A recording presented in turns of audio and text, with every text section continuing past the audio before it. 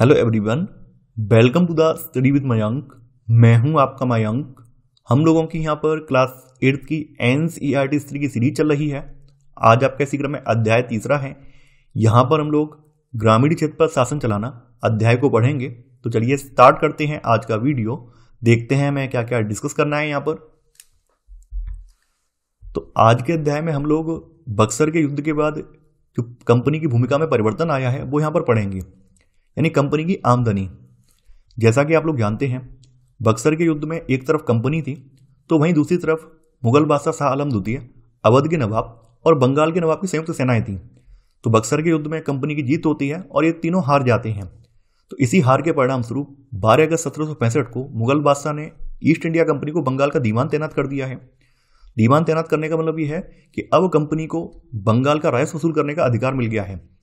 अब तक कंपनी को व्यापार करने के लिए सोना या चांदी जो भी चाहिए रहता था वो ये अपने देश से लेकर आते थे, लेकिन अब चूंकि इन्हें राजस्व वसूल करने का अधिकार मिल गया है तो जो भी यहाँ का पैसा है उसे ये लोग अपने व्यापार में लगा सकते हैं, यानी भारत का पैसा भारत के व्यापार में ये लोग लगा सकते हैं।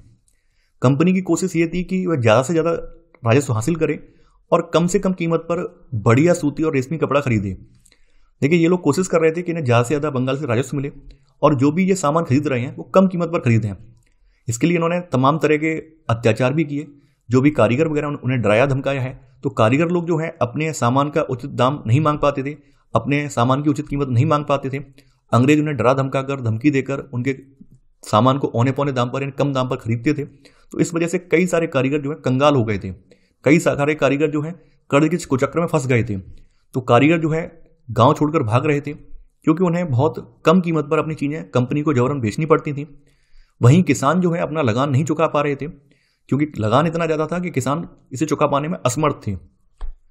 1770 में पड़े अकाल में लगभग 1/3 आबादी यानी करीब 1 करोड़ लोग समाप्त हो गए हैं। यानी यहाँ पे बताया गया कि यहाँ पे 1770 में बंगाल में अकाल पड़ा है। इस अकाल में वहाँ की लगभग 1/3 आबादी यानी करीब 1 करोड़ लोग मर गए हैं, समाप्त हो गए हैं। तो इतनी बुरी सिचुएशन थी। अब देखिए, ये सब चीज़ें तो थी। अब कंपनी को ये लग रहा है कुछ ना कुछ करना पड़ेगा क्योंकि राजस्व भी मिल नहीं रहा है उतना। इसके अलावा जो भी व्यापार में भी कमी आ रही है, यानी कारीगर जो है अपना गांव वगैरह छोड़कर अपना काम धंधा छोड़कर भाग रहे हैं, तो व्यापार में भी कमी आ रही है। तो कुछ ना कुछ तो करना पड़ेगा जिससे कि रेवेन्यू भी बढ़ जाए और व्यापार भी चलता रहे। तो उस समय जो प्राथमिक कार्य सबसे ज़्यादा इंपॉर्टेंट था वो था खेती। तो इन्होंने खेती में सुधार की जरूरत महसूस की है। कंपनी ने 1793 में स्थायी बंदोबस्त की व्यवस्था लागू की है। जिस समय स्थायी बंदोबस्त लागू किया गया उस समय कॉर्नवालिस भारत का गवर्नर जनरल था।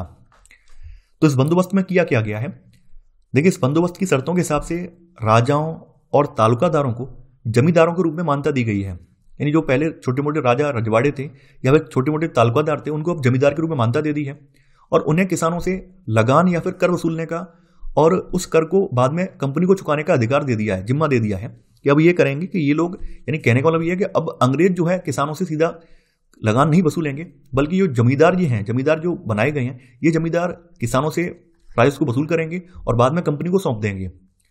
अब देखिए, यहाँ पर दिक्कत क्या है, दिक्कत ये है कि यहाँ पर कंपनी ने जो भी राजस्व यहाँ पे तय किया है वो बहुत ज़्यादा तय कर दिया है और उसकी कीमतें फिक्स हैं, उसमें परिवर्तन नहीं होगा। चाहे अकाल पड़े, पानी बरसे या न बरसे, फसल खराब हो जाए, राजस्व की कीमतें कम नहीं होंगी।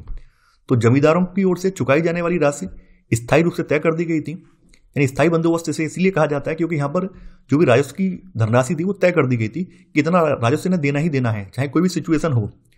कंपनी का ऐसा मानना था कि राजस्व की जो कीमतें तय की गई हैं उन कीमतों के हिसाब से भी अगर देखा जाए तो कंपनी को भी राजस्व मिल जाएगा, जमींदार को भी बचत होगी और जमींदार के पास जो बचत होगी वो उस बचत का पैसा किसान की जो खेत वगैरह हैं उनके सुधार में लगा पाएगा, जिससे कि खेती का उत्पादन अच्छा खासा होगा। लेकिन ऐसा हुआ नहीं।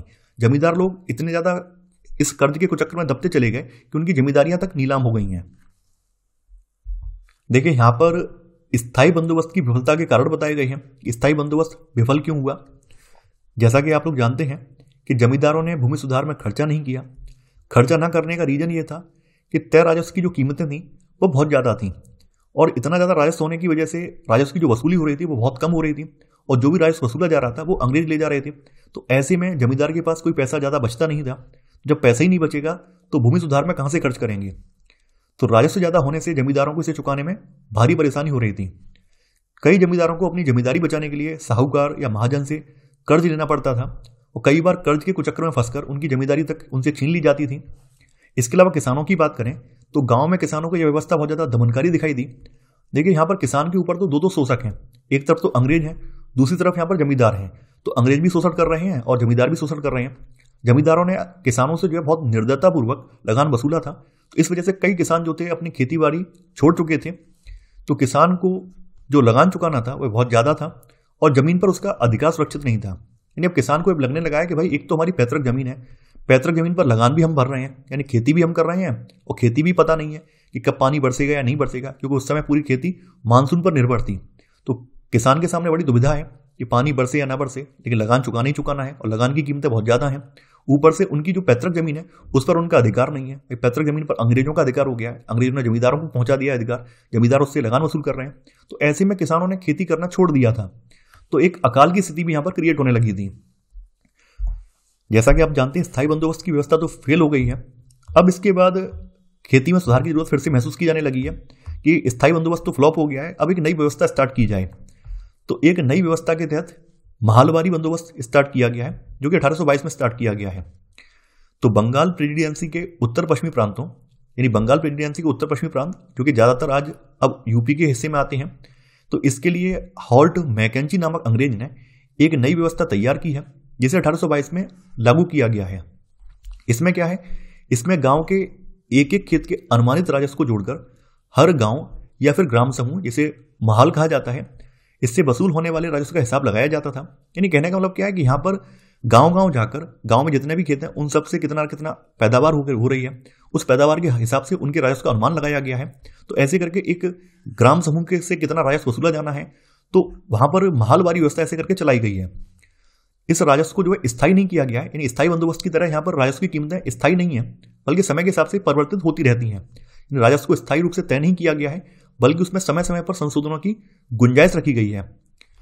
अब देखिए यहाँ पर राजस्व इकट्ठा करने की जिम्मेदारी अब यहाँ पर जमींदारों की नहीं है, बल्कि यहाँ पर गांव के जो मुखिया हैं उनको सौंपी गई है।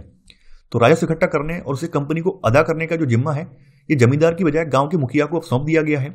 यहाँ पर यह परिवर्तन इसमें आया है। अब देखिए इसके पैरेलल में ही एक व्यवस्था और यहाँ पर कायम की गई थी। हालांकि ये व्यवस्था जो है दक्षिण भारतीय राज्यों में कायम की गई थी। तो इसे मुनरो व्यवस्था या फिर रैयतवारी या रैयतवाड़ी व्यवस्था भी कहा जाता है। ये भारत के ब्रिटिश नियंत्रण वाले दक्षिण भारतीय इलाकों में लागू की गई थी। तो कैप्टन अलेक्जेंडर रीड ने टीपू सुल्तान से युद्ध के बाद जो टीपू सुल्तान के राज्य का जो भी हिस्सा इनके कब्जे में आया था, तो उसके कुछ इलाकों में इस व्यवस्था को अपनाया था। हालांकि ये प्रायोगिक था, यानी एक एक्सपेरिमेंट के तौर पे अपनाई गई थी स्टार्टिंग में। हाँ, बाद में जो है टॉमस मुनरो ने इस व्यवस्था को और ज़्यादा डेवलप किया, विकसित किया है और पूरे दक्षिण भारतीय राज्यों पर इसे लागू कर दिया है। धीरे धीरे करके पूरे दक्षिण भारतीय राज्यों पर इसको लागू कर दिया है। अब देखिए यहाँ पर मुनरो और रोड दोनों का ये तर्क है, रीड और मुनरो दोनों का ये तर्क है कि उन्हें सीधे किसानों से ही बंदोबस्त करना चाहिए। देखिए इनके मन में ये धारणा थी, क्योंकि दक्षिण भारत में ऐसा लगता था दक्षिण भारत में जो है कोई जमींदार वगैरह रहे नहीं है, बड़े बड़े जमींदार टाइप के लोग रहे नहीं है। तो दक्षिण भारत में किसान नॉर्मल किसान है। तो जो भी राजस्व की वसूली का जिम्मा है वो किसान से ही सौंपा जाना चाहिए। लगान जो भी वसूल की जानी चाहिए वो डायरेक्ट किसान से की जानी चाहिए। तो रीड और मुनरो का तर्क था कि उन्हें सीधे किसान, यानी कि दक्षिण भारतीय किसानों को रैयत कहा जाता है, इनसे ही बंदोबस्त करना चाहिए। तो यहां पर भी वही तरीका है, इसमें राजस्व को आकलन करने से पहले खेतों का सर्वेक्षण किया जाता था। अब देखिए यहां तक आते आते इनका जो रवैया है किसानों के प्रति थोड़ा सा लचीला या नरम हो गया है। मुनरो का यह मानना था कि अंग्रेजों को पिता की भांति किसानों की रक्षा करनी चाहिए, ऐसे मुनरो के विचार हैं। हालांकि यहां पर भी सब कुछ ठीक नहीं हुआ है। रैयतवाड़ी में भी कई समस्याएं निकल कर आई हैं। यहां पे बताया गया कि जमीन से होने वाली आमदनी बढ़ाने के चक्कर में राजस्व अधिकारियों ने बहुत ज्यादा राजस्व तय कर दिया था। बेशक सर्वेक्षण किए गए, जमीन भूमि की पैमाइश की गई, सर्वेक्षण किए गए जाकर, लेकिन यहाँ पर भी कंपनी का उद्देश्य क्या है? कंपनी का उद्देश्य यही है कि ज्यादा से ज्यादा राजस्व की वसूली हो। तो कंपनी ने इस चक्कर में जो भी खेतों का सर्वेक्षण किया है उसमें भी राजस्व की दर बहुत ज्यादा तय कर दी है।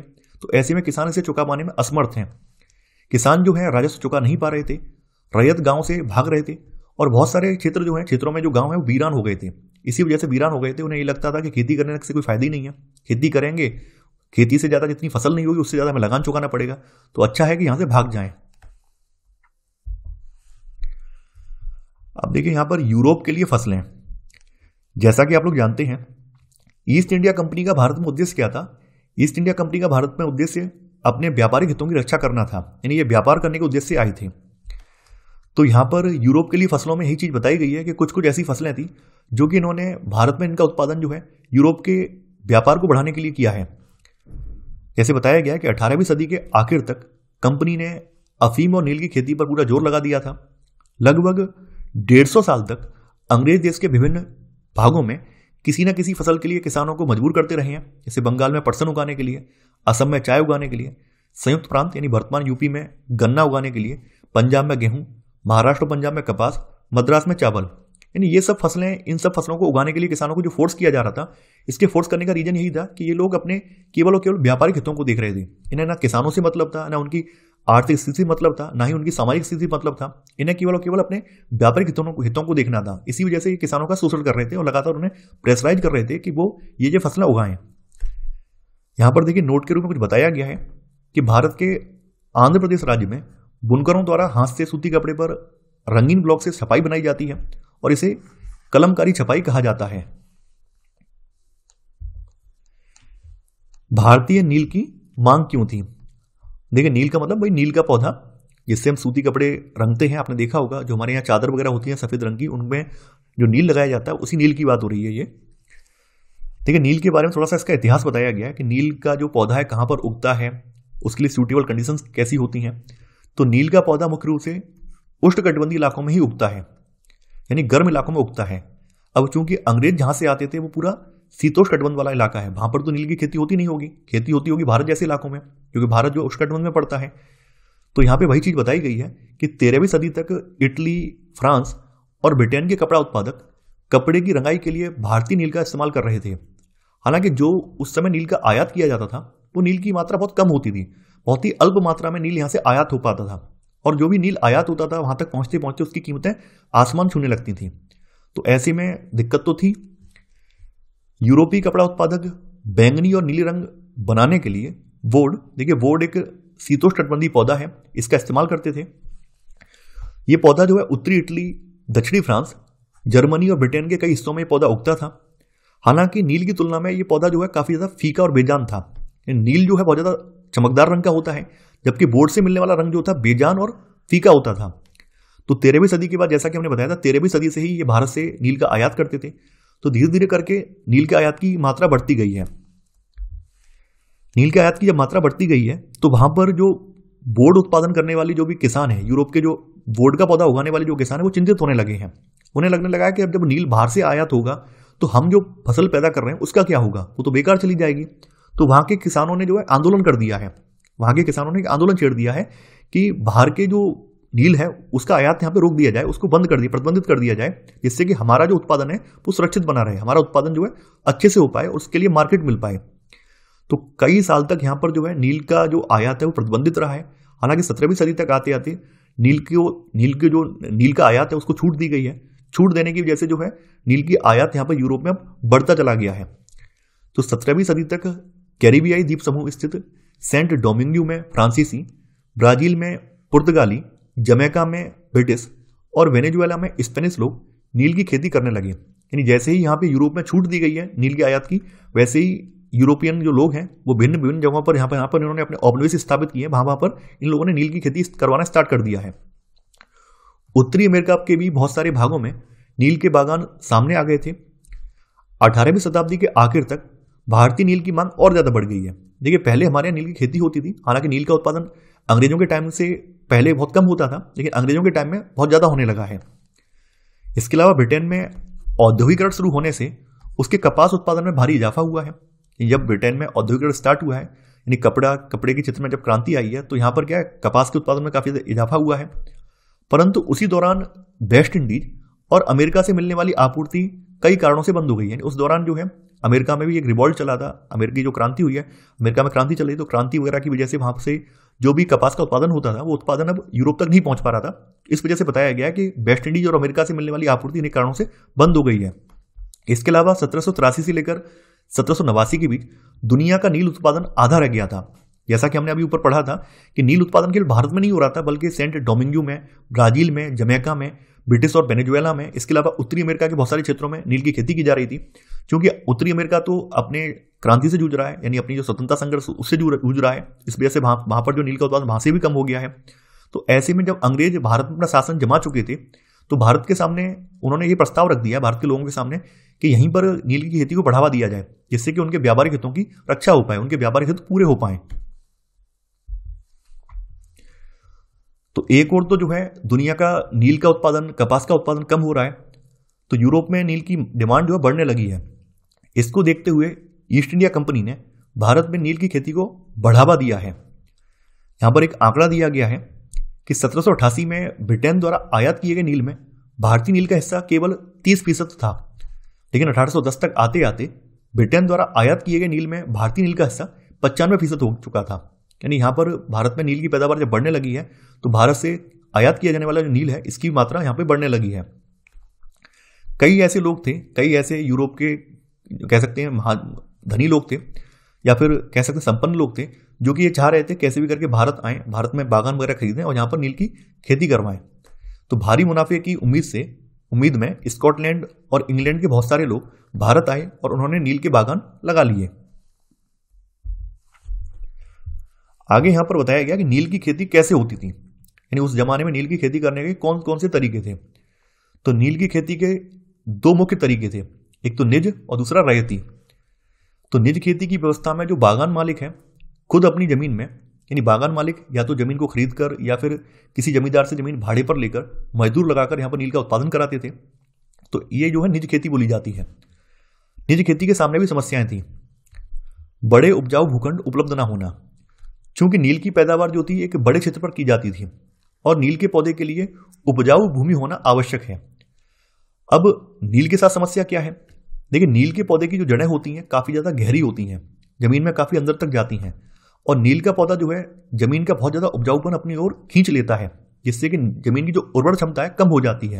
यानी जिस खेत में नील की खेती एक बार हो जाती है वहां पर धान उगा पाना संभव नहीं है।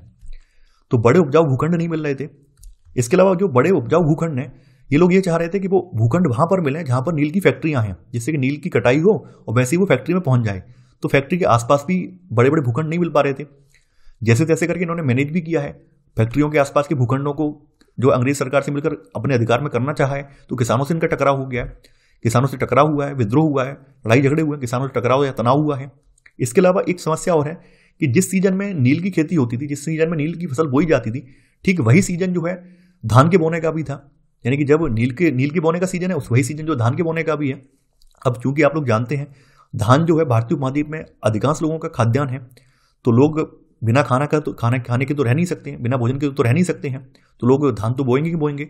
अब उसी सीजन में नील भी बोना है तो मजदूरों का इंतजाम करना बहुत ज़्यादा आसान नहीं था।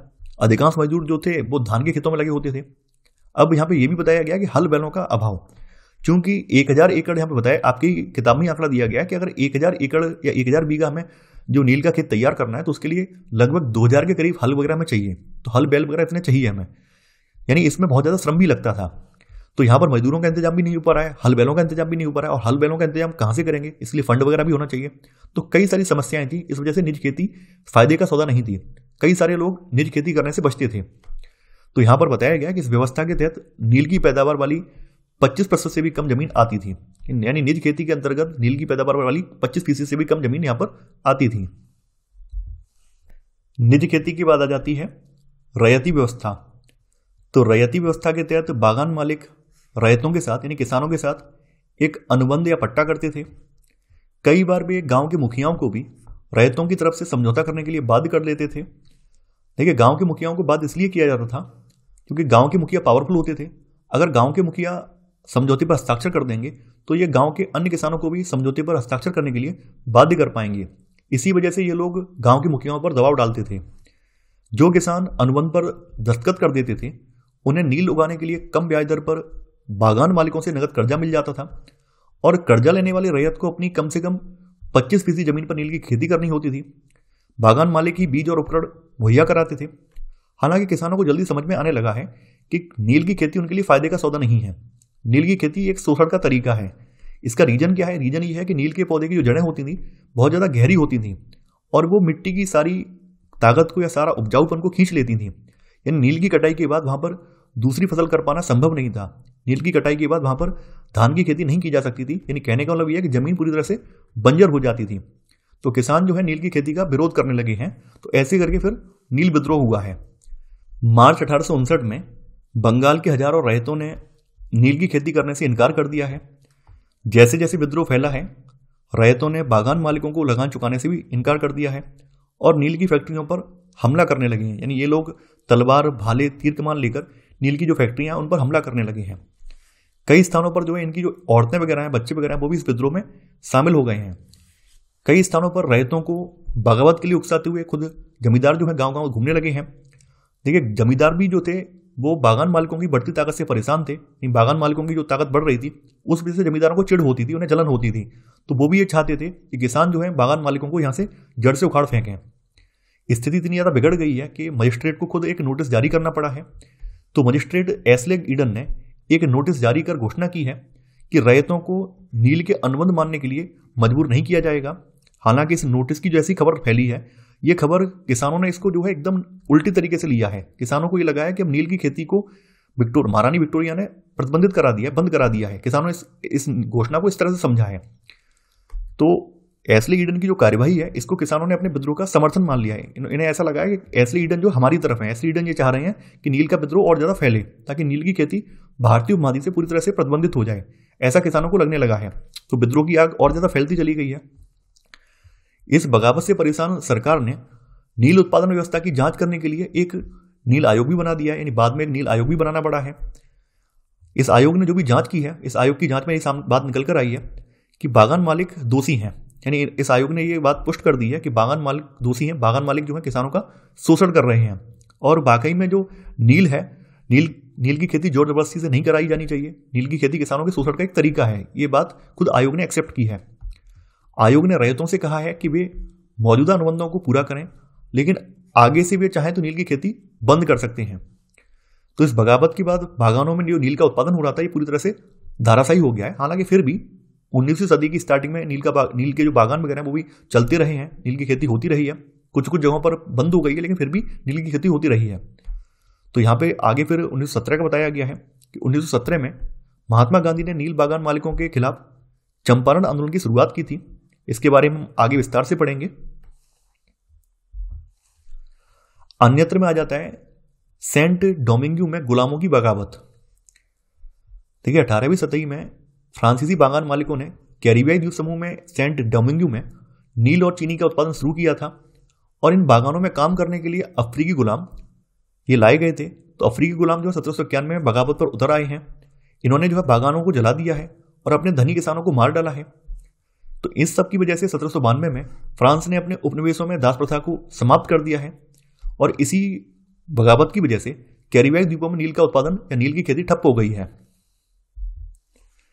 तो ये था हमारा आज का वीडियो। आई होप आपको आज का वीडियो पसंद आया होगा। आप लोग इस वीडियो को लाइक और शेयर करना बिल्कुल मत भूलिए। और देखिए, जो भी अभ्यर्थी ये चाह रहे हैं कि इसके प्रिंट फॉर्म वाले नोट्स मिलें, तो वो लोग हमारे टेलीग्राम चैनल को सब्सक्राइब कर लें। टेलीग्राम चैनल पर हमारे जो है यहाँ पर आपके संबंधित वीडियो के प्रिंटेबल नोट्स दिए जा रहे हैं, तो वहाँ से आप इसे परचेज कर सकते हैं। तो आज के लिए इतना ही। Thanks for watching. जय हिंद।